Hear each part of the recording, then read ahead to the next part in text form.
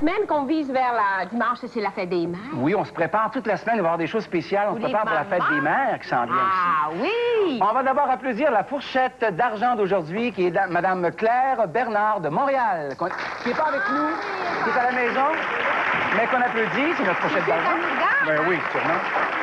Qu'est-ce qu'elle nous propose comme recette? Une tourte de spaghettis au gratin. Une tourte de spaghettis au gratin? Je sais pas s'il y en a, mais c'est spécial. C'est qu'il y a un peu de difficulté à faire la pâte. On mettra du spaghetti, c'est la pâte pareille. C'est le spaghetti qui va faire la pâte, c'est bien ça? Absolument. Vous allez voir ça. C'est quoi les ingrédients? Alors, évidemment, ça nous prend du spaghetti cuit, que j'ai déjà préparé. Quand vous le gardez, mettez un papier par-dessus. Du fromage parmesan. Ensuite, aussi, ça vous prend du beurre fondu et des œufs. Ensuite, pour faire le mélange, à l'intérieur, du beurre, du bon steak de bœuf très maigre.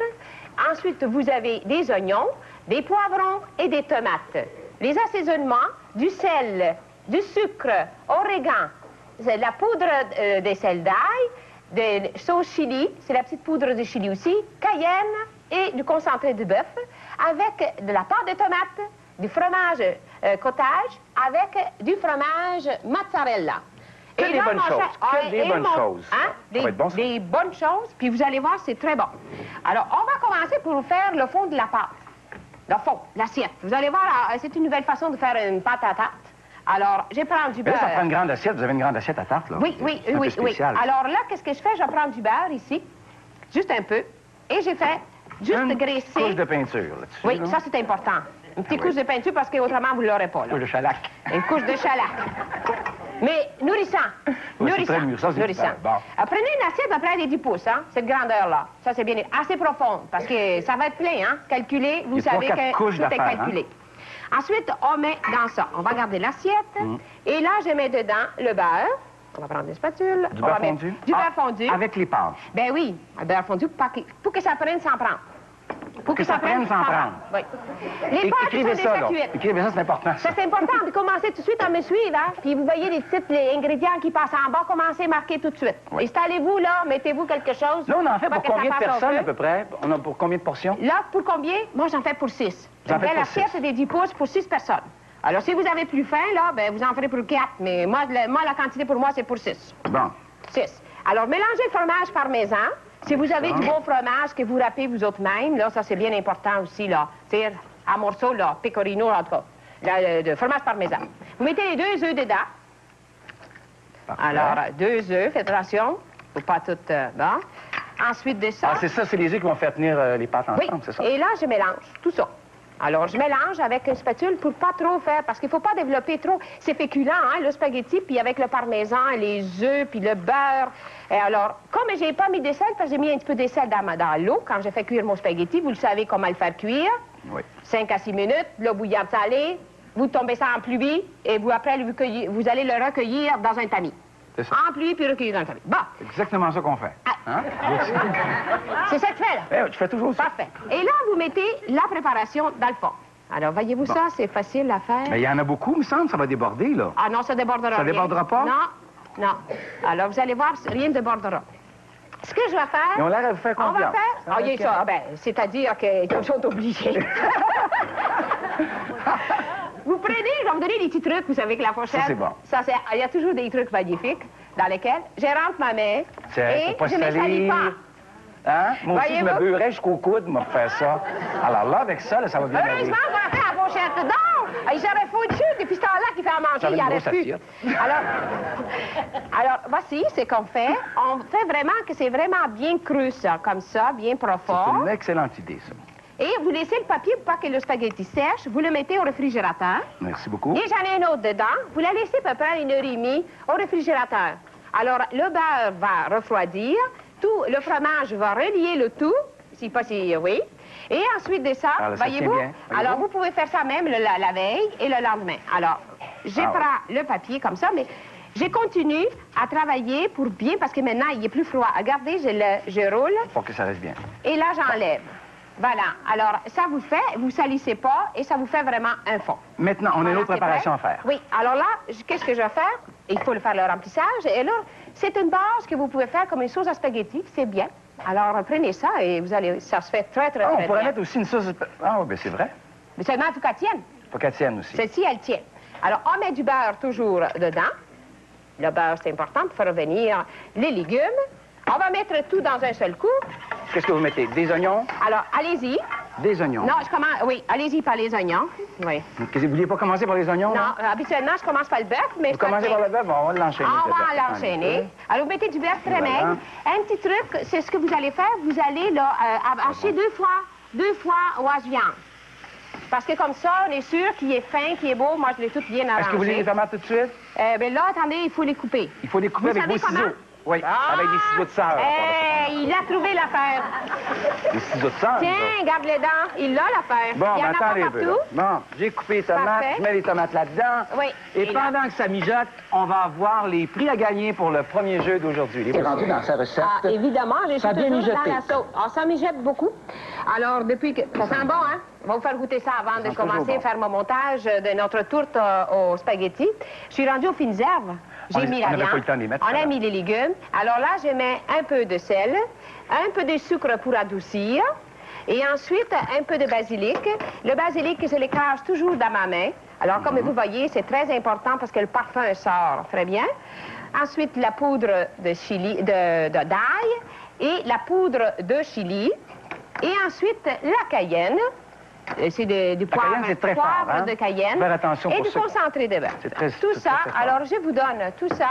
Là, Vous je brassez. mélange tout. Vous laissez cuire ça, ben, voyez-vous, ça fait déjà quelques moments, mais vous les laissez 20 minutes de cuisson. Alors, c'est bien entendu 20 minutes. Je mets le couvercle dessus, je fais mijoter ça doucement. J'en ai déjà une qui est déjà faite. Alors, vous voyez, regardez la texture, comment elle est belle. Un petit truc personnel, quand vous mettez la pâte de tomate, vous la mettez toujours à la fin. C'est pour aller chercher le petit jus qui est au fond. Vous voyez très bien, il y a un petit peu de jus au fond. Pour le lier? Et ça va faire que je lie et ça empêche de faire de petits liquides dans le fond quand vous faites du spaghetti, la sauce au spaghetti ou n'importe quoi. Alors, c'est très bien. Vous la mettez toujours à la fin? Oui. Bon, ça. Alors, et comme la pâte de tomate, elle est acide un peu, à ce moment-là, qu'est-ce que je fais? C'est que si je la mets à la fin, je ne développe pas l'acidité, je la garde. Voyez-vous? Je garde sa valeur et ça aussi, sa saveur des tomates, mais je ne développe pas plus l'acidité. Alors, voilà, pour la préparation, ça, c'est prêt. En tout cas, ça sent déjà très, très bon. Ça sent très bon. Je mets ça sur ça. Toute la préparation se fait. Je vais vous montrer comment je vais faire farcir une tomate. Alors, ça, c'est des petites tomates d'amour. C'est des petites tomates cerises. Je coupe la partie, parce que je vais garder la partie avec la petite queue ici, là. J'aime ça vert. Je prends une petite cuillère. Une olivette? Olivette et je vide. Si les gens n'ont pas d'olivette à la maison, il faudrait couper. Alors, s'il n'y a pas, vous prenez une petite cuillère à café et vous le videz très bien. Vous mettez un peu de sel et vous le mettez à l'envers. Et après, vous pouvez la remplir avec du beau fromage cottage. Et ça va être pour la décoration? Et ça va être pour ma décoration, pour identifier. Et là, vous y mettez votre petit chapeau. Et ça fait ça. On apprend cette affaire, hein? On apprend, hein? Alors, voilà. C'est très simple, mais c'est ça qui va être la présentation. C'est ça qui fait la différence. C'est très simple à faire, mais c'est très joli. La différence, c'est ça. Alors, on part, on fait le montage. Le spaghetti, toute la préparation est là. Là, c'est le temps de mettre le fromage cottage. On commence par une première couche de fromage. Oui, on commence par la première couche. Vous mettez tout ça au fond. Voyez-vous, c'est bien. Et ensuite, je mets la préparation de farce dedans. C'est le remplissage. Ou ça va être votre sauce à spaghetti préférée. La sauce à spaghetti, exact. C'est vrai que ça sent bon. Hein? Et là, ça sent bon. Voulez-vous y goûter un petit peu, là, tiens? Oh, je peux bien y goûter si vous me forcez, là. Avec un... Juste pour le... Tu veux le forcer? C'est délicieux. Ah, Seigneur! Êtes-vous pareil, vous, messieurs? Pareil, vous aussi? Ah, ben, écoute donc. C'est très bon. Pareil, c'est bon. Mais continuez à me forcer comme ça, j'aime ça. Continuez à me forcer, j'aime bien ça. Là, vous pesez. Remarque bien que je ne couvre pas le spaghetti, je ne découvre pas ça, mais je pèse pour bien unir le tout. Je mets par-dessus un papier en aluminium qui est beurré. Je le couvre et je le mets au four pendant 20 minutes à 350 Fahrenheit ou 180 Celsius.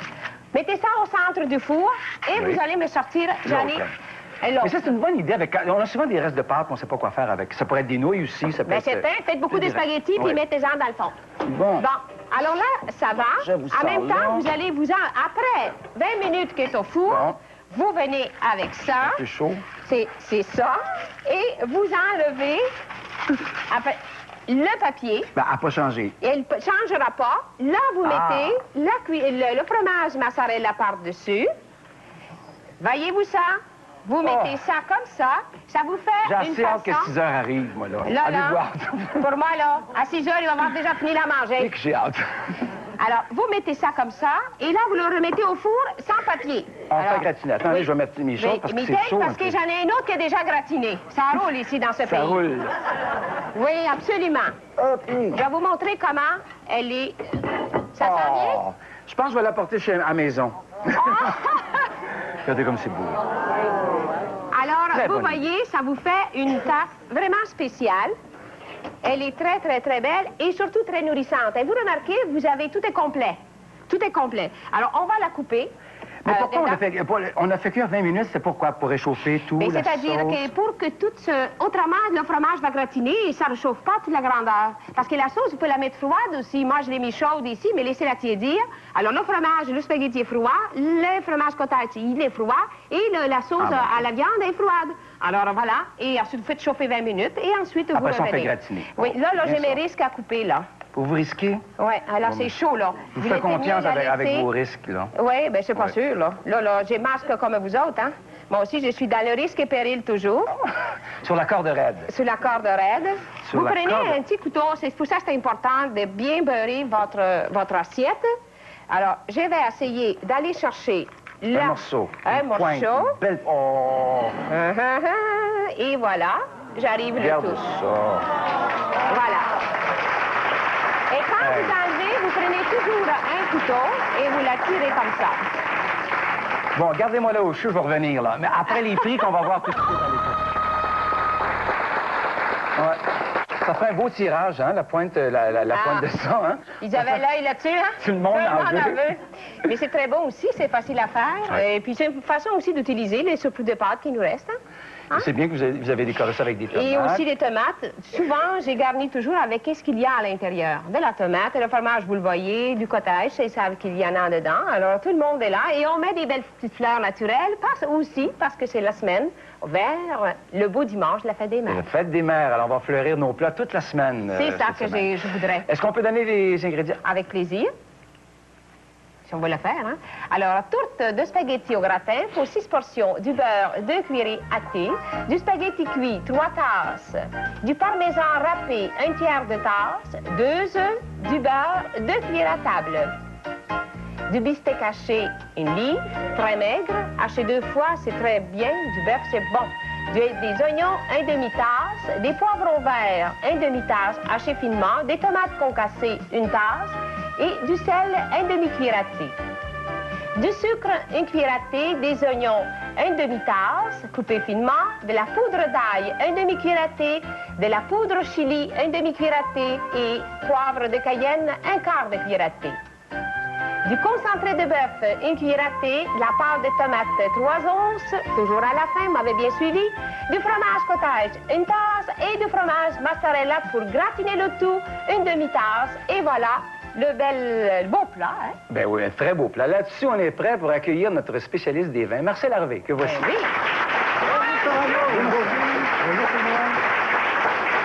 Moi, Marcel, j'aimerais bien savoir quel vin qu'on pourrait présenter avec ça. Bien, cette recette requiert quand même un vin léger, rouge, sec, aux fruités présents pour s'harmoniser au fromage, aux condiments et au bœuf. Alors, j'ai choisi le litre du marchand rouge. Ah bon? Un rouge. C'est bien, c'est Marcel, si on parlait de la couleur des vins, Eh bien oui, la couleur du vin est donnée par la peau du raisin. Et les vins blancs, eux, sont issus de raisins blancs et de raisins rouges. mais comment ça se fait qu'ils sont pas rouges? Parce qu'on ne laisse pas macérer la peau avec le jus blanc du raisin. C'est-à-dire qu'on le presse puis on enlève tout de suite la peau C'est ça. et ça change rien en couleur. Ah, bon, c'est très... Quand on va pour les blancs de blanc pour le champagne, est-ce que c'est la même chose aussi ou bien c'est seulement du raisin blanc? Pour les blancs de blanc, c'est seulement du raisin blanc. Seulement du raisin blanc pour le champagne, pas pour les vins, par exemple. Hein? Pour les vins, il y en a, mais il s'est marqué habituellement blanc de blanc, mais pour les champagnes, ça a une signification. Ben, merci beaucoup, Marcel. Puis on se revoit tout à l'heure pour la dégustation. On se va se sucrer